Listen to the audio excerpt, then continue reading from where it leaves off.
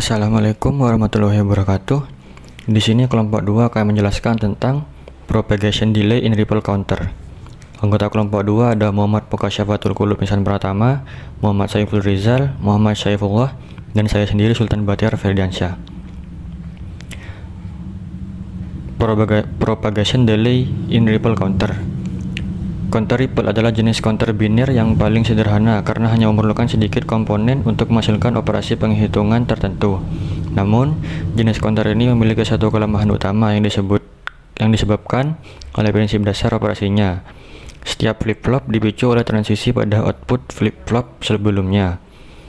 Karena adanya waktu tunda propagasi bawaan atau TPD pada setiap flip-flop, hal ini berarti flip-flop kedua tidak akan merespons hingga waktu sebesar TPD setelah flip-flop pertama menerima transisi clock aktif. Flip-flop ketiga tidak akan merespons hingga waktu sebesar 2 TPD setelah transisi clock tersebut, dan seterusnya.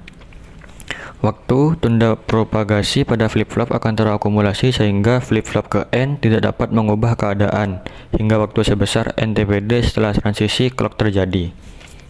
Hal ini dijelaskan dalam gambar di samping, di mana bentuk gelombang untuk counter ripple 3B ditunjukkan set pertama pada gelombang pada gambar di samping menunjukkan situasi di mana pulse input terjadi pada 1000 ns.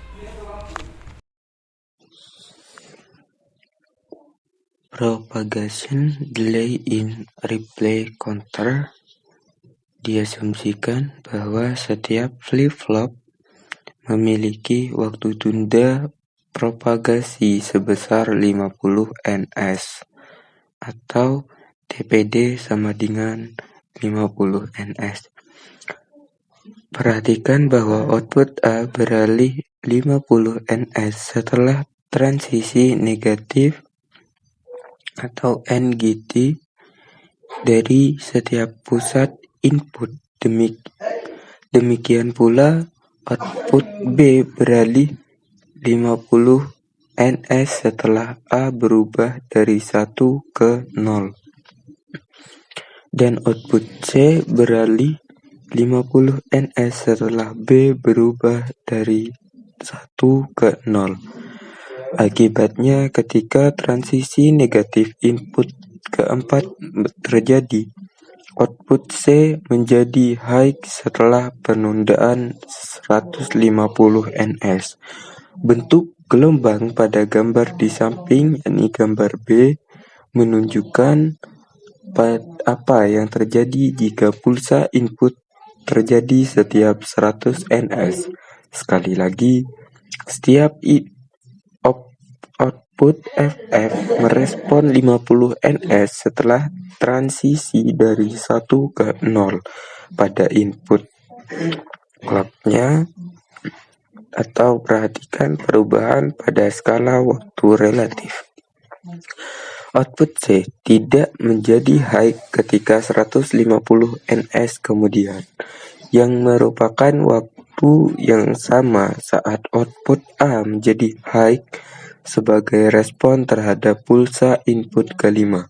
Dengan kata lain, kondisi C sama dengan 1, B sama dengan A sama dengan 0. Hitungan 100 tidak pernah muncul ketika frekuensi input terlalu tinggi. Hal ini dapat menyebabkan masalah serius pada kondisi tersebut. Diharapkan digunakan untuk mengontrol sesuatu. Propagation delay in ripple counter. Masalah lainnya dalam suatu sistem digital. Masalah seperti ini dapat dihindari jika periode antara pulsa input dibuat lebih panjang daripada total waktu tunda propagasi counter.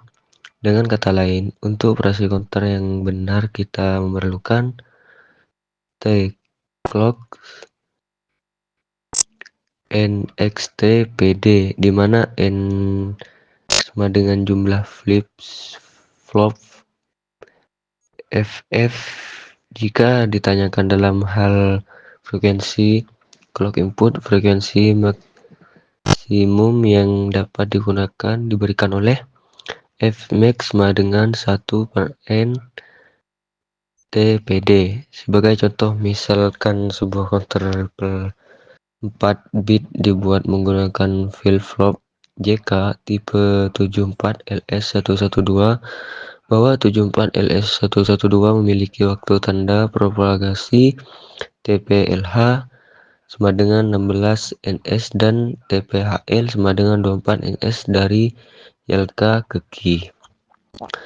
Untuk menghitung frekuensi maksimum Fmax, kita akan mengasumsikan kasus terburuk, yaitu kita akan menggunakan TPD sama dengan TPHL sama dengan 24 ns, sehingga Fmax sama dengan 1/424 ns sama dengan 10,4 mHz.